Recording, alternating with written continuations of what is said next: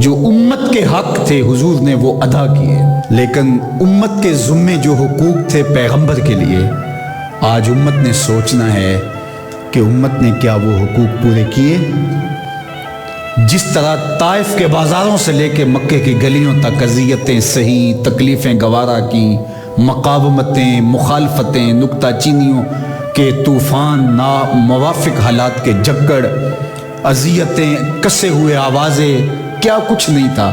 ذرا پلٹ کے مکے کی تاریخ تو دیکھو، حضرت سمیہ کے بدن میں اترتا ہوا خنجر تو دیکھو، حضرت یاسر کو تڑپ کے جان دیتے ہوئے تو دیکھو، اور پھر دیکھو کہ میرے اور آپ کے آقا و مولا کس طرح سے عزم و ثبات کے ساتھ، کس طرح تندہی کے ساتھ، کس طرح اللہ کے پیغام کے ابلاغ کے لیے کوشاں رہے۔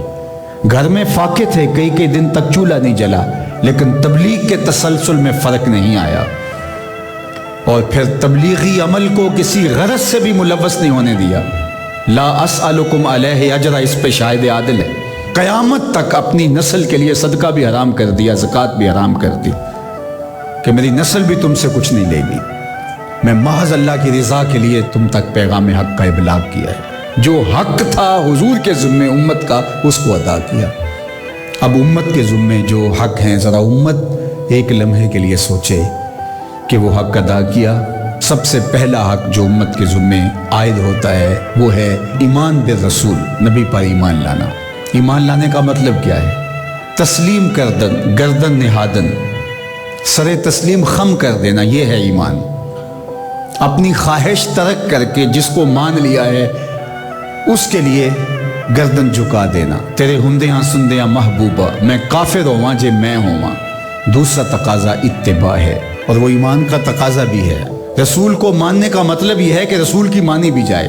یہ کیا ماننا ہوا کہ خواہش اپنی ہوئی، ساری زندگی اپنی مرضی کے مطابق گزاری، شادی بھی ساری اپنی مرضی کے مطابق، ساری رسمیں ہندوانہ کی، صرف ایجاب اور قبول، پھیرے نہیں لگوائے۔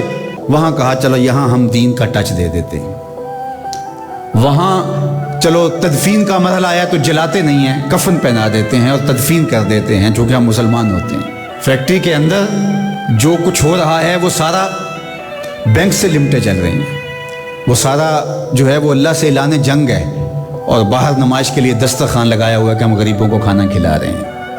یہ دھوکہ تم اپنے ساتھ کر رہے ہو، رب کے ساتھ نہیں کر سکتے۔ یہاں سر سے لے کر پاؤں تک آنا ہوگا، آدھا تیتر آدھا بٹیر نہیں چل سکتا۔ تو نبی کی اطاعت پھر اس میں کیا، کیوں، کیسے ممکن ہے؟ جب مان لیا تو پھر مان لیا۔ اللہ حکمت سمجھ میں آ گئی تو اچھی بات ہے، نہیں سمجھ میں آئی تو پھر بھی حکیم کا عمل حکمت سے خالی نہیں ہوتا۔ جو حکیم نے کہا اس کے پیچھے کوئی حکمت ہوگی، وہ تمہاری نظر میں ابھی نہیں آئی، کچھ وقت بعد آ جائے گی، نہ بھی آئے تو کوئی فرق نہیں۔ پھر ایمان بالغیب کس کو کہتے ہیں؟ تو اللہ اس کے رسول کی مان لینا کہ بس ہمارے ذمہ ان کا حق ہے، ان کی ماننا ہمارا حق ہے، اطاعت ہمارا حق ہے، تو بس یہ کافی ہے۔ اب صحابہ کی زندگیاں دیکھ لیجیے، انہیں حکمت نہیں پوچھی۔ حضور خطبہ دے رہے ہیں اور فرمانے لوگوں بیٹھ جاؤ، یہ باہر رش ہو رہا ہے نا سامنے، تو فرمایا بیٹھ جاؤ۔ حضور کی آواز بلند تھی، بنو غنم میں سے صحابی آ رہے تھے، وہ وہیں بیٹھ گئے۔ اللہ اکبر۔ کسی نے کہا تم یہاں بیٹھے ہو، کہ حضور نے کہہ دیا اور بیٹھ گئے۔ اللہ اکبر۔ تو یہ ہے اطاعت، یہ ہے فرما برداری، یہ ہے زندگی کا جمال۔